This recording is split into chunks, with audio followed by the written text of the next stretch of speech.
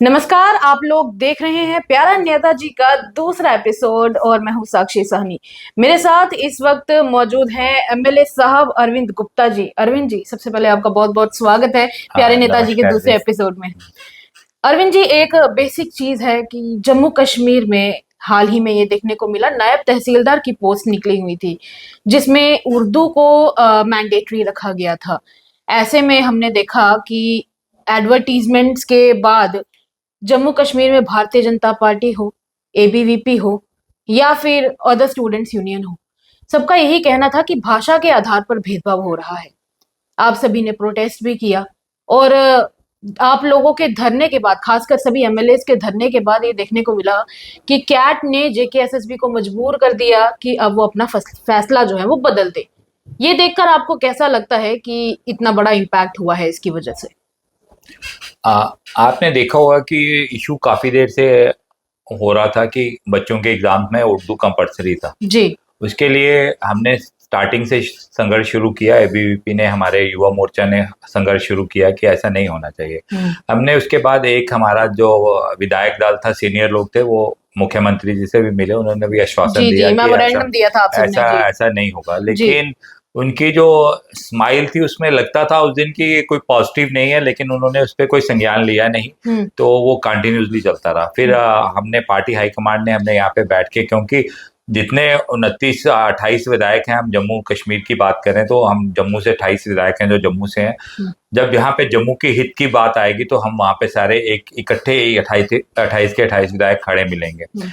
हमने डिसाइड किया कि 14 जो जुलाई को है वो वहाँ पे हम धरना प्रदर्शन करेंगे सेक्रेटरीट के बाहर। आपने देखा सुबह 11 बजे हमने धरना प्रदर्शन किया। जी जी। वहाँ पे एक इनफैक्ट 10:30 बजे से आप लोग बैठे 10:30 थे तो। वहाँ पे आके बैठ के पूरी, आपने क्लाइमेट भी देखा होगा, मौसम भी कैसा था, लेकिन सभी के सभी विधायक वहाँ पे आके, वो जो मीडिया भी ब्रीफिंग वगैरह भी हुई उसके बारे में चर्चा हुई। क्योंकि जम्मू कश्मीर के अंदर 5 लैंग्वेज हैं, उर्दू, हिंदी, इंग्लिश, डोगरी और कश्मीरी। कश्मीरी। जी जी। पर्टिकुलर एक लैंग्वेज को लेके आप डिस्क्रिमिनेशन करते हो, क्योंकि जम्मू कश्मीर के अंदर इतने सारे डिस्ट्रिक्ट ऐसे हैं जहाँ पे लोगों को उर्दू नहीं आती है। अगर एग्जाम्स में कोई भी, आपने हायर एग्जाम्स देखे होंगे कि उसमें होता है कि अगर आपको उस लैंग्वेज में प्रॉब्लम है तो उस लैंग्वेज को आप सीख के जी उसमें जी। वो कर सकते हो, अप्लाई कर सकते हो। अप्लाई कर सकते लेकिन ऐसी कोई रिस्ट्रिक्शन नहीं होती कि आपको ये लैंग्वेज में ही अप्लाई करना है। अगर आपको बोलते हो कि रेवेन्यू रिकॉर्ड है, आपने देखा होगा कि जैसे जैसे डिजिटलाइजेशन हो रही है, सारे रिकॉर्ड्स हमारे हैं वो इंग्लिश, अंदर हिंदी, अलग लैंग्वेज में आ रहे हैं। वैसी कोई प्रॉब्लम नहीं होनी चाहिए। जो डीसीज वगैरह हैं हमारे, उनको भी उर्दू नहीं आता। जो हमारे जो तहसीलदार पहले हैं वो भी, ऐसा नहीं है कि सभी उर्दू नोइंग होने चाहिए। ठीक है, आपको नॉलेज होनी चाहिए उस सब्जेक्ट की, लेकिन उस सब्जेक्ट को लेके आपको रिजेक्ट किया जाए, ऐसा वो कभी भी जम्मू के लोगों के साथ डिस्क्रिमिनेशन, भेदभाव जो बर्दाश्त नहीं की जाएगी। और जम्मू कश्मीर का एक इतिहास भी रहा है कि जम्मू कश्मीर में जब भी कुछ लेना हुआ तो उसको संघर्ष करके ही लेना पड़ा। और आपने उस दिन, हमने वहां पे बैठे और शाम को इमीडिएटली उसी दिन कैट का वो जो कैट है का वो ऑर्डर। नोटिफिकेशन जी आ गई जी कि जी। स्टे ऑर्डर हो गया। उसके बाद वो एग्जाम्स वो डेफर कर दिए गए। पर दुख की बात यह है कि जितने भी एस्पिरेंट्स हैं उनको एक डर सता रहा है। उनका डर ये है कि अब इसको डेफर कर दिया गया है तो ऐसा तो नहीं है कि अब हमें फिर से प्रदर्शन करना पड़ेगा कि नायब तहसीलदार के एग्जाम के रिक्रूटमेंट्स निकालो निकालो निकालो। क्योंकि अभी आपने भी ये चीज कह दी जो हर जम्मू वाला कहता है कि हमें अपनी चीज मांग मांग के लेनी पड़ती है। ऐसा उनका डर है, आप उस पर क्या जवाब देंगे? देखो, जो जम्मू के लोगों को है उनको डरने की जरूरत नहीं है। जम्मू के विधायक, 28 के 28 विधायक जम्मू कश्मीर में, अगर कुछ ऐसा लगेगा तो उनको एजिटेशन करने की जरूरत नहीं है। उसके लिए हम प्रोटेस्ट करेंगे। हमारा जो फर्स्ट था कि हमें वहां पे उस एग्जाम्स को डेफर करके, जो उर्दू लैंग्वेज है इंक्लूडिंग, उसके लिए वजह से किसी को, बच्चे को अप्लाई ना कर सके, वैसा नहीं होना चाहिए था। मेरे डिस्क्रिमिनेशन को ना हो। लगता जी है जी। कि उस पे आगे हम पार्टी में एक नया उस पे चर्चा करेंगे, उस पे क्या स्ट्रेटजी नहीं बनाएंगे। बच्चों को ज्यादा देर वेट ना करना पड़े, उसकी नई नोटिफिकेशन जैसे ही आती है उसमें, मेरे को लगता है कि आने वाले टाइम में जो लैंग्वेजेस हैं वो कोई रिस्ट्रिक्शंस नहीं होगी बच्चों को अप्लाई करने में। और जल्दी ही उसकी नोटिफिकेशन जो नहीं है आने वाली है।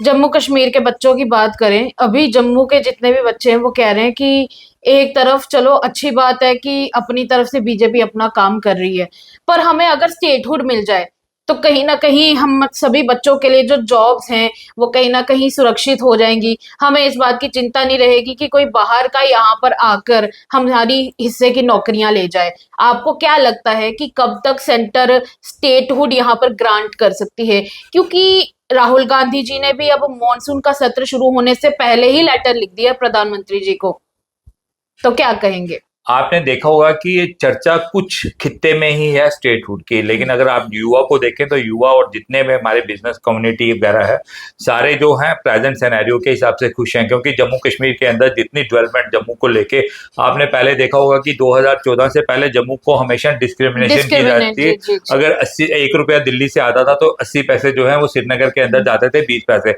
लेकिन अब जम्मू कश्मीर के अंदर जम्मू और श्रीनगर में एक इक्वालिटी आई है कि आपको बराबर की हिस्सेदारी है। हमें जम्मू को कैसे हमें स्मार्ट बनाना है, जम्मू को कैसे डेवलप करना है, उसकी चिंता करनी चाहिए। जो स्टेटहुड का है वो स्टेटहुड, मैंने पहले भी आपके बात में कहा था कि स्टेटहुड जो है आने वाले टाइम में, क्योंकि देश के सबसे प्रिय नेता जो हमारे, जिनका नेतृत्व जो भारतीय जनता पार्टी के तो नेता हैं ही हैं, और पूरे देश का नेतृत्व और पूरे दुनिया जिनको नेता मानती है, उन्होंने अपने हाउस ऑफ पार्लियामेंट में कहा है कि स्टेटहुड को जल्दी दिया जाएगा।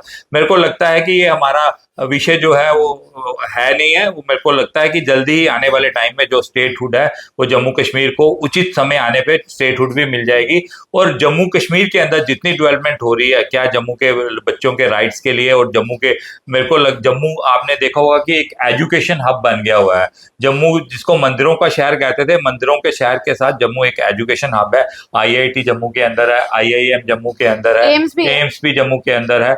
आपने इंफ्रास्ट्रक्चर में रेलवे डिवीजन भी जम्मू के अंदर आई है, जो कितनी देर जिसके लिए हमें संघर्ष करना पड़ा रेलवे डिवीजन के लिए, रेलवे डिवीजन भी, उसमें भी डेवलपमेंट में एम्प्लॉयमेंट जनरेट होती है। रेलवे डिवीजन से मुझे याद आया, रियासी के लोगों का कहना है कि वहां पे जो ब्रिज बना हुआ है वहां पर कोई रेल आकर रुकती नहीं है, उस पर कुछ किया जाएगा क्या? जवाब मैंने भी वो सोशल मीडिया के माध्यम से ही एक सुना था कि वो देखो जो रेल जा रही है पुल्लुपुर थे, वो देखो जो हाईएस्ट ब्रिज है उस पे तो रेल वहां पे, क्योंकि क्लाइमेटिकली ऐसा रहता है वहां पे तो रेल रुकना पॉसिबल नहीं है। पर उसी के लिए तो उसे तैयार किया गया ना, नहीं, ब्रिज को उसी के लिए। ब्रिज रेल रुकने के लिए नहीं, ब्रिज तो कनेक्टिविटी के लिए तैयार किया तो गया है। उसका लिए। जो कोड़ी स्टेशन है या रियासी स्टेशन है, आने वाले टाइम में जब लोकल ट्रेन चलेंगी या कुछ होगा वहां पे ट्रेन रुकेंगी। आपने वंदे भारत जो अभी जा रही है, वंदे भारत का आपने श्रीनगर से सॉरी जम्मू से लेके अगर दिल्ली में भी स्टॉपेज देखा जाए तो 2 या 3 मेन सिटी में स्टॉपेज रहते हैं, हर जगह में वंदे भारत का स्टॉपेज होता नहीं है।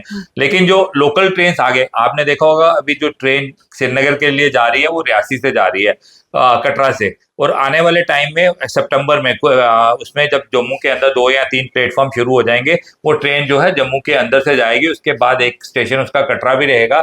और मेरे को लगता है कि आने वाले टाइम्स में जैसे लोगों की डिमांड है, और लोगों को मेरे को लगता है कि रियासी के अंदर भी उसका जो बाकी उसमें संगलदाम हो रही हो, कोड़ी स्टेशन आते हैं जब लोकल ट्रेन चलेंगी, तो मतलब रियासी में भी वो रुकेगी। रियासी में भी रुकेगी। और मेरे को लगता है कि जो लोकल, आपने देखा होगा कि आज मैं पेपर में पढ़ रहा था, एक नया रेलवे लाइन के लिए प्रोजेक्ट आया है। वो नई रेलवे लाइन 77.96 किलोमीटर है जम्मू से लेके आगे जाने के लिए, तो वो भी एक नया प्रोजेक्ट आया है। मेरे को लगता है कि डेवलपमेंट जिस तरह से जम्मू कश्मीर के अंदर हो रही है, और हमारे युवा ही अकोमोडेट, क्योंकि अगर डेवलपमेंट कहीं पे डेवलपमेंट होती है तो वहां पे जॉब्स भी जनरेट होती हैं, तो उसमें बच्चे ही अकोमोडेट होते हैं। और ये तो रही डेवलपमेंट की बात। अगर भारतीय जनता पार्टी की पर्सनल बात करें, क्या भारतीय जनता पार्टी देवेंद्र सिंह राणा जी को मिस करती है?